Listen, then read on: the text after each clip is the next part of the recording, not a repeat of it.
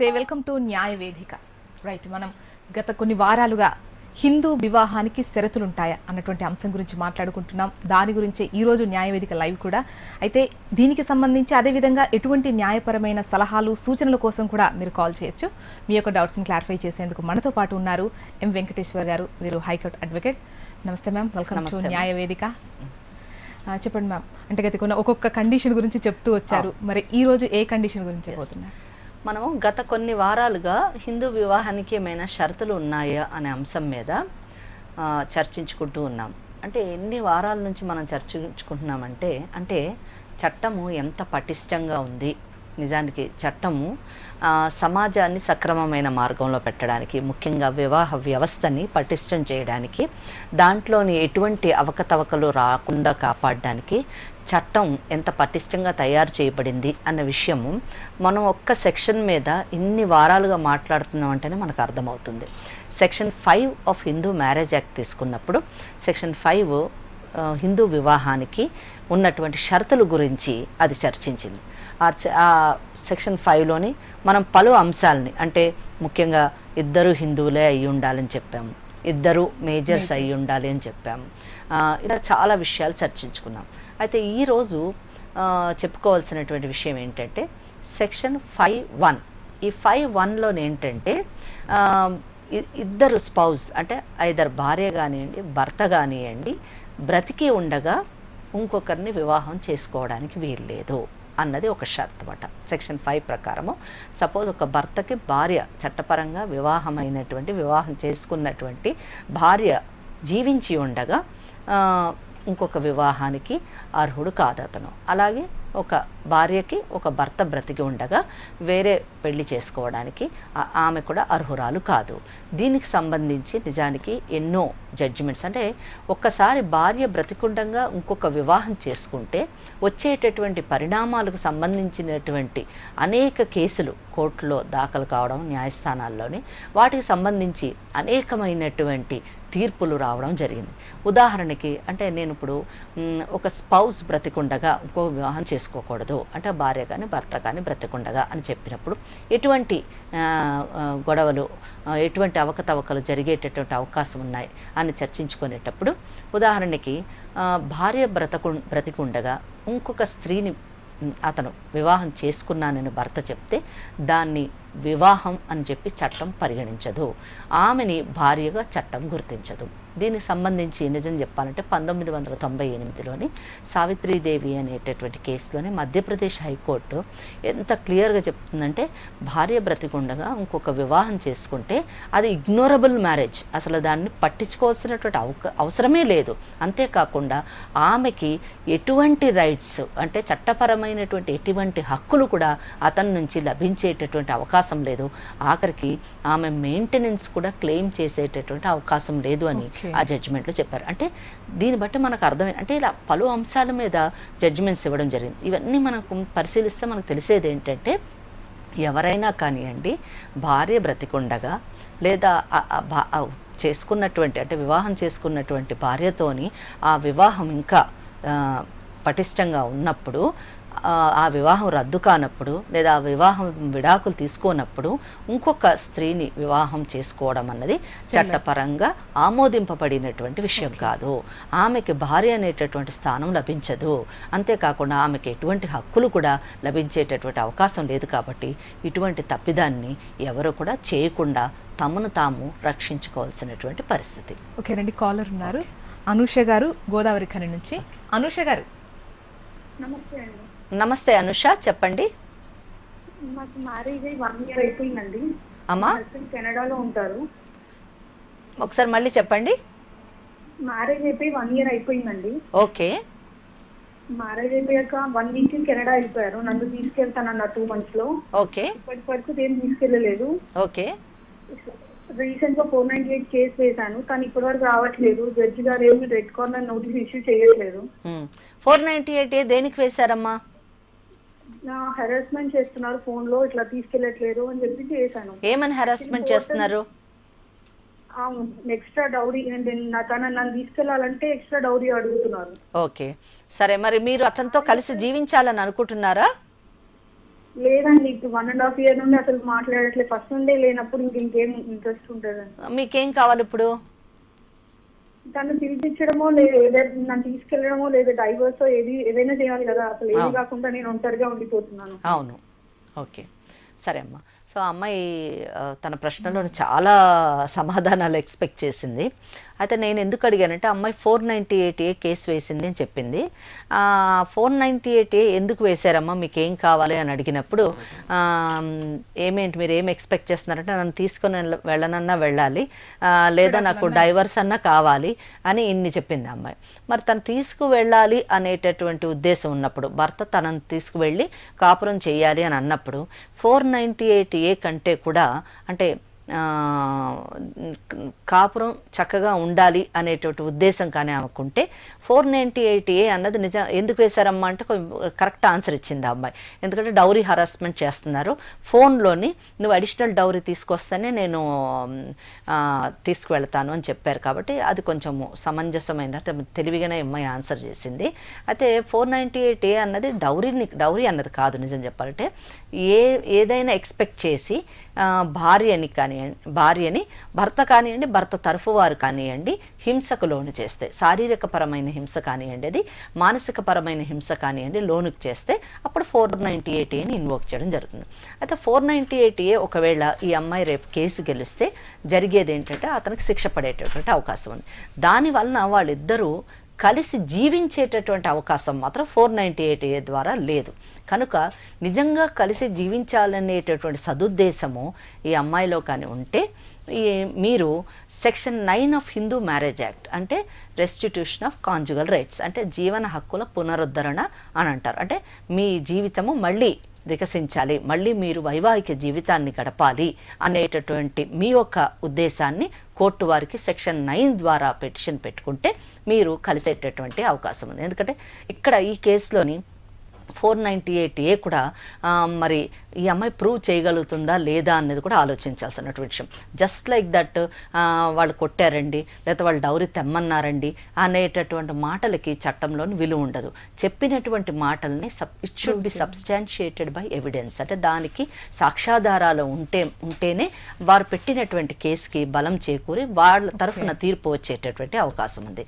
కనుక ఈ అమ్మాయి సెక్షన్ 9 ప్రకారం ట్రై చేస్తే బాగుంటుంది. ఇంకా తను బ్రతకు తెరువు కావాలనుకుంటే మెయింటెనెన్స్ కూడా అడగొచ్చు. ఈ 498A ఆల్రెడీ కంప్లైంట్ వేసింది కాబట్టి అతను ఏదో ఒక రోజు కోర్టుకు ముందు హాజరు కావాల్సినటువంటి పరిస్థితి ఉంటుంది. Okay, next call Sarojini Hyderabad నుంచి అండి. సరోజిని గారు. నమస్తే మేడం. నమస్తే సరోజిని, చెప్పండి. మేము గుంటూరులో ఉంటాం మేడం. అమ్మా చెప్పండి. అయితే అండి మా పాప లవ్ మ్యారేజ్ అండి, ముస్లిం అతన్ని చేస్తుంది. ఓకే, మేము నాయక్స్ అండి. అయితే ఆ అబ్బాయి అక్రమ సంబంధానికి అడ్డుగా ఉందని చెప్పేసి ఈ మధ్య కాలంలో మొన్న ఫిబ్రవరి 14కి పాపని హ్యాంగ్ చేసి చంపేసి ఆ అబ్బాయి అమ్మాయి కలిసి చంపేసి పాపని చేసుకున్నట్టుగా క్రియేట్ చేసి నాకు ఫోన్ చేశారు మేడం. అయ్యో. అయితే అండి మా మనోరాల్ని పెద్ద మనుషుల ద్వారా మనోరాల్ని మాకే ఇచ్చారు. మా పాప ఉన్నట్టే ఉంటుంది మేడం మనోరాలు కూడా. అతను మా దగ్గర మేమే పాపను తీసుకొచ్చున్నాం మేడం. ఓకే, గుంటూరు తీసుకొచ్చి దాన సంస్కారాలు అవన్నీ చేశాం మేడం. అయితే పాపని కూడా అక్రమంగా ప్రవేశించి మా ఇంట్లో మా భర్తని నా మీద నా కొడుకు మీద గొడవ పడి వాళ్ళ ఫ్యామిలీ మెంబర్స్ 4 కలిసి మమ్మల్ని కొట్టి గొడవ చేసి పాపని 6 years మేడం పాపని తీసుకెళ్లిపోయి ఇప్పుడు 3 నెలలు అయింది మేడం. నేను కోర్టులో వేసాను, గుంటూరు కోర్టులో. నేను అమ్మమ్మని మేడం. పాప నాకు వచ్చుతారా అని నేను అడుగుతున్నా మేడం. అతను మళ్ళీ మ్యారేజ్ చేసుకుంటే ఆడపిల్ల జీవితం అన్యాయం అయిపోద్ది కదా మేడం. మీరు కోర్టులో వేశారమ్మా కేసు? వేశాను మేడం నేను. ఓకే, ఏమని వేశారు కేసు? అంటే నా కూతురు చనిపోయింది కదా మేడం, అతను మ్యారేజ్ చేసుకుంటాడు. మ్యారేజ్ అయితే చేసుకోకుండా ఉన్నాడు. అతను ముస్లిం మేడం. వాళ్ళ అమ్మగారికి కానీ వాళ్ళ అన్నయ్యకి కానీ ఎవరు ఇష్టం లేదు మేడం మా పాప అన్న మనవరాలన్నా. ఓకే, అయితే పాప ప్రజెంట్ చనిపోయింది కాబట్టి మనవరాలైనా నాకు కావాలి అని చెప్పేసి మనవరాలని ఇప్పించమని వేశాం మేడం. ఓకే, మీరేమి కోరుకుంటున్నారమ్మా? ఇప్పుడు ఏమి అడగదలుచుకున్నారు? నేను నా మనవరాలు నాకు వస్తుందా రాదా అని వేశాను మేడం. కోర్టులో లాయర్ గారేమో అమ్మమ్మల్ని తండ్రి లేకపోతే తల్లికి, తల్లి లేకపోతే తండ్రికి. ఓకే. ఇంతవరకు ఈ గుంటూరులో కోర్టులో ఏ అమ్మమ్మ కేసు వేయలేదమ్మా, నువ్వే వేయటం ఫస్ట్ టైం అని చెప్పన్నారు మేడం. మనవరాలకి నేను పూర్తి న్యాయం చేస్తాను మేడం. ఓకే ఓకే అండి. చాలా సరోజిని గారు అనుకుంటాను. సరోజిని గారు, మీరు మీ అమ్మాయిని కోల్పోవడం నిజంగా చాలా దురదృష్టకరమైనటువంటి విషయం. నిజం చెప్పాలంటే మీరు ఈ ప్రశ్న వేసి ఇప్పటి యువతరానికి నిజం చెప్పాలంటే ఒక మేల్కొల్పు లాంటి ప్రశ్న అని చెప్పచ్చు.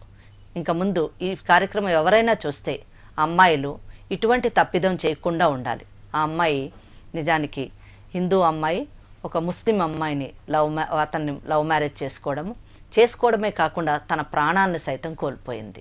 అంటే తల్లిదండ్రులు పెంచి పెద్ద చేసినటువంటి వారు, జన్మనిచ్చి పెంచి పెద్ద చేసినటువంటి వారు మీ జీవితాన్ని సైతం సరిదిద్దగలరు.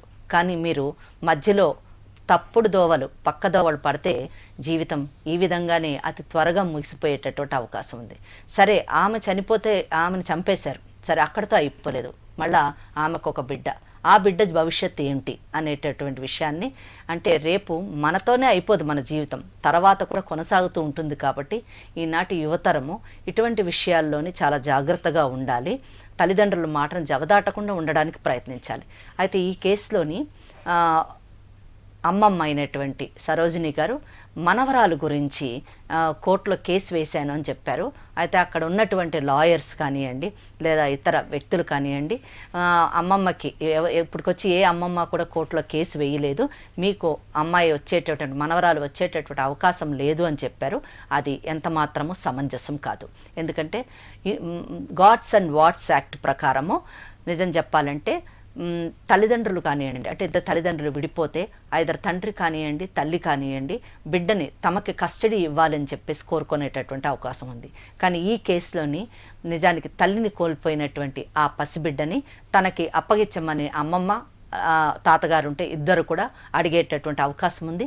కోర్టు మరి కేసుని పరిశీలించటే ఇక్కడ ఎవరికి ఇవ్వాలి అన్నది కాదు, పిల్లల విషయానికి వచ్చినప్పుడు తల్లికి బిడ్డనివ్వాలా, లేదా తండ్రికి బిడ్డనివ్వాలా, లేదా అమ్మమ్మకి ఇవ్వాలా అనేటటువంటి ప్రశ్న తలెత్తదండి. ఎవరి దగ్గర ఉంటే పిల్లలు సురక్షితంగా ఉంటారు, ఎవరి దగ్గర ఉంటే పిల్లల యొక్క శ్రేయస్సుని చూడేసేటటువంటి అవకాశం ఉంటుంది, ఎవరి దగ్గర ఉంటే వారు ఉత్తమ పౌరులుగా తీర్చబడతారు అన్న విషయాన్ని మాత్రమే కోర్టు పరిశీలిస్తుంది. అంతేకాకుండా పిల్లల యొక్క ఇంట్రెస్ట్ని కూడా కనుక్కుంటారు. అయితే ఇక్కడ చాలా చిన్న అమ్మాయి కాబట్టి ఆ అమ్మాయి మాటకి పెద్ద అవకాశం లేదా ఇది చూపించకపోవచ్చు, ప్రాముఖ్యత ఇవ్వకపోవచ్చు. కానీ అమ్మమ్మగా ఆల్రెడీ తన కూతుర్ని కోల్పోయింది. అది కూడా ఏంటంటే వారిని కాదని ఆ అమ్మాయి మనవరాలు తండ్రిని పెళ్లి చేసుకోవడం వాళ్ళ అమ్మ. అంతేకాకుండా ఆమె చంపివేయబడ్డది కాబట్టి, ముఖ్యంగా ముస్లిమ్స్ కాబట్టి ఇంకొక మ్యారేజ్ చేసుకునేటటువంటి అవకాశం ఉంది. కాబట్టి ఎటు చూసిన ఆడపిల్లకి అమ్మమ్మ దగ్గరే ఎక్కువగా సంరక్షణ లభించేటటువంటి అవకాశం ఉంది. కాబట్టి ఈ కేసును పూర్తిగా పరిశీలించి అన్ని అంటే ఎవిడెన్స్లు అన్నీ చూసిన తర్వాత కోర్టు కన్విన్స్ అయితే తప్పకుండా ఈవిడికి అమ్మాయిని ఇచ్చేటటువంటి అవకాశం ఉంది. అంతేకాని అమ్మమ్మకి ఇవ్వరు అనేటటువంటిది లేదు. మీరు కేసుని బాగా చక్కగా గట్టిగా చేయండి. తప్పకుండా మీరు ఎటువంటి కాన్ఫిడెన్స్ లూజ్ కావద్దు. మీ రైట్ని మీరు తప్పకుండా పొందొచ్చు, మీ మనవరాల్ని మీరు పొందొచ్చు. ఓకేనండి. నెక్స్ట్ కాలర్ వెంకటేశ్వర్లు గారు మహబూబ్ నగర్ నుంచి. వెంకటేశ్వర్లు గారు చెప్పండి. వెంకటేశ్వర్లు గారు, మా కొడుకు మ్యారేజ్ 5 సంవత్సరాలు వస్తుందండి. ఓకే. ఇప్పుడు ఒక నెలలో 2 నెలలు కాపని చెప్పిందండి. ఓకే. మా అబ్బాయి బయటికి పోయేసాడు. ఆ డబ్బు అనుకుందో ఏందనుకుందో అన్న కానీ మొత్తం మనకి ఒక నెల 2 నెలలు మా అమ్మ దగ్గర ఒక 3 లక్షలు దాకుంటే మొత్తం చేస్తున్నారు. మొత్తం ఒక 3 నెలలు వెళ్ళటం పోయాడు. 3 నెలలు 3 నెలల దాకా వాళ్ళ ఇంటి దగ్గర ఉండండి. ఎవరు అమ్మాయి? మా అబ్బాయి 3 నెలల దాకా ఉన్నాడు వాళ్ళ ఇంటి దగ్గర. ఓకే. అప్పుడు 3 నెలల తర్వాత ఏంటంటే మొత్తం ఇది చేసి ఎంగేజ్మెంట్ చేశారు, మ్యారేజ్ చేశారు. చెప్పండి. మ్యారేజ్ చేసిన తర్వాత ఇంకా అమ్మాయి కాపురానికి రావట్లేదు. ఒక 5 సంవత్సరాలు అండి, 4 సంవత్సరాలు బాబు ఉన్నాడు. మీ అబ్బాయి ఎక్కడ ఉన్నాడు ఇప్పుడు? మా అబ్బాయి కళ్ళకుర్తిలో ఉంటున్నాడు. అంటే మీ అబ్బాయితో లేదు అమ్మాయి? 4 సంవత్సరాల నుంచి రావట్లేదండి. అదే ఎందుకు రావట్లేదు? పెద్ద మనుషులు కూడా తీసుకుపోయినా 4 సార్లు తీసుకుపోయినా పెద్ద మనుషులు కూడా. అదే కారణం ఏంటి? కారణం ఏంటి? అడుగుతున్నారండి వెంకటేశ్వర్లు గారు. కారణం ఏంటంటే ఇప్పుడు అనుకున్నట్టే ఉండాలి. మా అబ్బాయికి బయటికి పోయింది కదండి, బయటికి పోతే మళ్ళీ మ్యారేజ్ చేసుకున్నాక బయటికి పోతున్నా అనుకుంది, కానీ మా వాడు బయటికి పోలేదు, సౌత్ ఆఫ్రికా పోయినట్టు. సరే, మీరు ఏం ప్రయత్నం చేశారు 4 ఏళ్ల నుంచి? 4 ఏళ్ల నుంచి పెద్ద మనుషులు తీసుకుపోతున్నాము, పంచాయతీ పెడుతున్నాం, కానీ ఒక మందందుకు ఒకసారి వచ్చింది మాకు వచ్చి మళ్ళా ఒక సంవత్సరం దాకా రూమ్ తీసుకుంటూ. ఓకే, కోర్టులో ఏమైనా కేసు వేశారా? కేసు వేయలేదండి. ఇప్పుడు నోటీస్ పంపించాం. మీకేం కావాలి? మాకు న్యాయం కావాలండి. ఏం న్యాయం కావాలి? అదే న్యాయం అంటే ఏం న్యాయం? మీకేం న్యాయం కావాలి? మా వాళ్ళ జీవితం కష్టపడిందండి, బయటికి పోయే చుట్టూ మొత్తం ఇదైపోతుంది. వెంకటేశ్వర్లు గారు, మీ కోడలు మీకు కావాలనుకుంటున్నారా, లేకపోతే వద్దయితే విడాకులు ఇచ్చేయమంటున్నారా? అసలు ఏం కావాలనుకుంటున్నారు? కోడలు రావాలనుకుంటున్నారా? ఎటువంటి న్యాయం మీకు కావాలనుకుంటున్నారు? అది మేడం అడుగుతున్నారు మిమ్మల్ని ప్రశ్న. మా కోడలు మాకు వచ్చినాకనే ఇచ్చేస్తారండి, మా కోడలు మాకు వచ్చి మా అబ్బాయి మంచిగా ఉండాలని నా కోరిక. వాళ్ళు ఏమైనా కేసు వేశారా అమ్మాయి వాళ్ళు? అమ్మాయి వాళ్ళు ఒకసారి కేసు చేస్తే పోయారండి. ఎక్కడ? ఏం కేసు వేశారు? Police station? Nakarikallu police station మామూలుగా కొట్టిన కేసు చేశారు. రైట్, ఓకే, మామూలుగా అయిపోయింది. Right, okay. సో ఇదొక వెంకటేశ్వర్లు గారు అంటే మామగారు 4 సంవత్సరాలు అయింది, అమ్మాయి పెళ్ళయింది, అబ్బాయి కూడా ఉన్నాడని చెప్తున్నారు. అమ్మాయి వెళ్ళిపోయింది, 4 సంవత్సరాలు అయింది, ఇంకా రాలేదు. ఎందుకంటే ఏ అమ్మాయి కూడా సాధారణంగా ఏ స్త్రీ అయినా ఏ మహిళ అయినా కానీ భార్య స్థానంలో ఉన్నటువంటి మహిళ తన భర్తని తన కుటుంబాన్ని వదిలి వెళ్ళిపోవాలి అనుకునేటటువంటి ఇది చాలా అరుదైనటువంటి విషయం. ఆమెకి అక్కడ అంటే భర్తతోని సరైనటువంటి సఖ్యత లేనప్పుడు కానివ్వండి, లేదా అతనికి ఏమైనా దురలవాట్లు ఉంటే తప్ప భార్య సాధారణంగా భర్తని వదిలి వెళ్ళడం అన్నది జరిగేటటువంటి విషయం కాదు. కానీ ఎప్పుడు ఏ కేసు చెప్పినా కానీ అంటే భార్య వదిలి వెళ్ళిపోయినటువంటి ప్రతి కేసులో కూడా ఆమె వెళ్ళిపోయింది అని చెప్తారు, కానీ మా తరఫున ఏం తప్పులు ఉన్నాయి అని చెప్పి ఎవరు చెప్పరు. ముఖ్యంగా అత్తమామలు మాట్లాడేటప్పుడు అమ్మాయి తప్పు అని అంటారు, కానీ ఒకవేళ అబ్బాయిది ఏమైనా తప్పు ఉంటే అది సరిదిద్దాలి అనేటటువంటి ఆలోచన వాళ్ళలో ఉండకపోవడం చాలా దురదృష్టకరమైనటువంటి విషయం. ఎందుకంటే అబ్బాయిలో ఏమైనా తప్పు ఉంటే అమ్మాయి తప్పు ఉంటే సరిదిద్దితే అమ్మాయి బాగుపడుతుంది, అబ్బాయిలో తప్పు ఉంటే అబ్బాయిని సరిదిద్దితే మీ అబ్బాయి బాగుపడతాడు. మీ అబ్బాయి బాగుండడం వల్ల కుటుంబం అంతా కూడా బాగుండేటటువంటి అవకాశం ఉంది. కానీ ఇక్కడ మీరు చూడండి, ఈ కేసులోనే చూడండి, ఎందుకు వెళ్ళిపోయింది అంటే వెళ్ళిపోయింది అని చెప్తున్నాడు, కానీ దానికి ఏం కారణం చెప్పట్లేదు. దానికి ఏం కారణం లేదు. ఏదో అతను ఎక్కడికో వెళ్ళాడని అనుకున్నదేమే, నిజానికి మా అబ్బాయి వెళ్ళలేదు. అది చాలా రిమోట్ అండ్ మైన్యూట్ రీజన్, కానీ కారణం ఏదో ఉండుంటుంది. ఎందుకంటే చాలాసార్లు పంచాయతీలు చేశాము, పెద్ద మనుషులను తీసుకొని వెళ్ళాము, అయినా కూడా అమ్మాయి రాలేదు అని అంటున్నాడు. పెద్ద మనుషులను తీసుకొని మీరు వెళ్ళవలసినటువంటి పరిస్థితి ఎందుకు ఏర్పడింది? మీ తరఫున ఏం తప్పు ఉండింది? ఎందుకు ఆ అమ్మాయి వెళ్ళిపోతే మీరు బ్రతిమాలవలసినటువంటి పరిస్థితి ఏర్పడింది అన్న విషయాన్ని మనం గమనించాలి. ఇంకొకటి, ప్రతి ఒక్కరు కూడా రియల్ ఇంటెన్షన్ అంటే అమ్మాయిని తీసుకొని రావాలి, కోడలు రావాలి, తమ కొడుకుతోని కాపురం చెయ్యాలి, ఆ మనవడు కొడుకు కోడలు ఒక కుటుంబంగా బాగా ఉంటే చూడాలి అనే ఆలోచన రియల్ మనస్ఫూర్తిగా ఉంటే వాళ్ళు ఎందుకు రియల్ ఎఫర్ట్ పెట్టరు? అంటే లీగల్ ఎఫర్ట్ ఎందుకు పెట్టరు? మాకు చట్టం పైన అవగాహన లేదు, చట్టం ఏంటో మాకు తెలియదు అనేటువంటి విషయాలు చెప్తే నమ్మేటటువంటి విషయం కాదు. ఎందుకంటే ఈరోజు న్యాయవేదిక అని ఒక కార్యక్రమం వస్తుందని మీకు తెలిసింది, ఒక లాయర్ మాట్లాడుతున్నారని తెలిసింది, మీరు అడగాలి అనేది కూడా తెలిసింది. కానీ 4 సంవత్సరాల నుంచి న్యాయం పట్ల మీకు ఎటువంటి అవగాహన లేదు అంటే తప్పు. 4 సంవత్సరాల నుంచి మీరు ఎందుకు ప్రయత్నం చేయలేదు? నిజంగా కోడలు రావాలంటే చట్టపరమైనటువంటి ప్రయత్నం మీరు ఏం చేశారు అన్న విషయాన్ని మనం ఆలోచించాలి. పంచాయతీ పెట్టాము, పెద్ద మనుషులు తీసుకెళ్ళామంటే పెద్ద మనుషులు 4 సంవత్సరాల పాటు వెళ్ళి ఒక కేసుని సెటిల్ చేయగలుగుతారా? ఏదో ఒక స్టేజ్ మటుకు పోయి బ్రతిమాలగలుగుతారు, కానీ తీసుకురాగలిగినటువంటి వ్యవస్థ న్యాయ వ్యవస్థ. కాబట్టి section 9 of Hindu marriage act కింద రెస్టిట్యూషన్ ఆఫ్ కాంజుగల్ రైట్స్ వేసుకోవాలి. 4 సంవత్సరాలు జరిగింది అంటే నిజం చెప్పాలంటే డెజర్షన్ అంటే సెక్షన్ 13(1)(1)(b) కింద అది డెజర్షన్ కింద 2 సంవత్సరాలు అయితే విడిపోయి ఉంటే వాళ్ళు కేసు వేసుకొని విడాకులు తీసుకునేటటువంటి అవకాశం ఆ అమ్మాయికి ఉంది. కాబట్టి నిజంగా మీకు ఇంట్రెస్ట్ కానీ ఉండుంటే ఎప్పుడో ఆ ప్రయత్నం చేసేవారు, ఈ పాటికి ఆ ప్రయత్నం ఫలించి ఉండేది. కానీ మీ వలన రియల్ ప్రయత్నం జరిగి ఉండదని నేను అనుకుంటున్నాను. కనుక ఇప్పటికైనా మీరు కావాలంటే రెస్టిట్యూషన్ ఆఫ్ కాంజుగల్ రైట్స్ వేసుకొని మీ కోడల్ని తీసుకొని రావడానికి ప్రయత్నించండి. ఓకేనండి. మ్యామ్ కాలర్ ఉన్నారు, కుమార్ గారు విజయవాడ నుంచి. కుమార్ గారు, సార్ నమస్తే మేడం. నమస్తే కుమార్, చెప్పండి. మేడం ఇప్పుడు మా సిస్టర్కి మా బావగారికి మ్యారేజ్ అయ్యి 1.5 years అవుతుంది మేడం. ఓకే పాప మొన్నే డెలివరీ అయింది 6 months బ్యాక్. ఓకే డెలివరీ అయ్యే ముందు మా బావగారికి మా సిస్టర్కి గొడవ అయింది. ఓకే అయినా పర్లేదని మళ్ళీ సర్ది చెప్పుకొని మళ్ళీ తీసుకొచ్చాము. ఓకే డెలివరీ అయిన తర్వాత ఇక్కడ వదిలేసి అత్తగారి ఇంటి దగ్గర వదిలేసి పాప పుట్టిన తర్వాత గొడవ చేసి వెళ్ళిపోయాడండి అత్త మామ దగ్గర. ఓకే నాకు వాళ్ళు ఉన్నారు, వీళ్ళు ఉన్నారు, ఎమ్మెల్యేస్ ఉన్నారు అని చెప్పేసి వెళ్ళిపోయారు. ఇప్పుడు కనీసం వాళ్ళ దగ్గర నుంచి రెస్పాన్స్ లేదు, ఎటువంటి ఇది లేదు, కాల్స్ లేవు, వాళ్ళ అత్త మామ గారు కూడా రావట్లేదు. సరే మనం ఏమన్నా ట్రై చేద్దాము అంటేనేమో ఏమి ఎలా చేస్తే కరెక్ట్ అనేది అర్థం కావట్లేదు. ఓకే మీకేం కావాలి ఇప్పుడు? మా సిస్టర్ని అక్కడ పంపించాలి. ఓకే ఏ విధంగా ప్రొసీడ్ అయితే బాగుంటుంది? ఓకే కుమార్, ఇది చాలా చిన్న విషయం నిజం చెప్పాలంటే. అఫ్ కోర్స్ మీకు మీ సిస్టర్ యొక్క ఫ్యామిలీ లైఫ్ డిస్టర్బ్ అయిపోతుందేమో అనేటటువంటి టెన్షన్ ఉంటుంది ఎవరికైనా కానీ, ఏ కుటుంబంలోనైనా. కానీ చట్టపరంగా చూస్తే మాత్రం మీరు ఏమాత్రం కూడా టెన్షన్కి లోన్ కానవసరం లేనటువంటి విషయం. ఎందుకంటే మ్యారేజ్ అయ్యి జస్ట్ 1.5 years అయింది. వాళ్ళిద్దరి మధ్యన చాలా లాంగ్ మ్యారిటల్ లైఫ్ లేదు, చాలా పెద్ద పెద్ద గొడవలు కూడా లేవు. ఈ 1.5 yearsలోని ఆమెకి ఒక పాప కూడా పుట్టిందని చెప్తున్నారు. కనుక పెద్దగా మీరు ఏం విచారించాల్సినటువంటి అవసరం లేదు.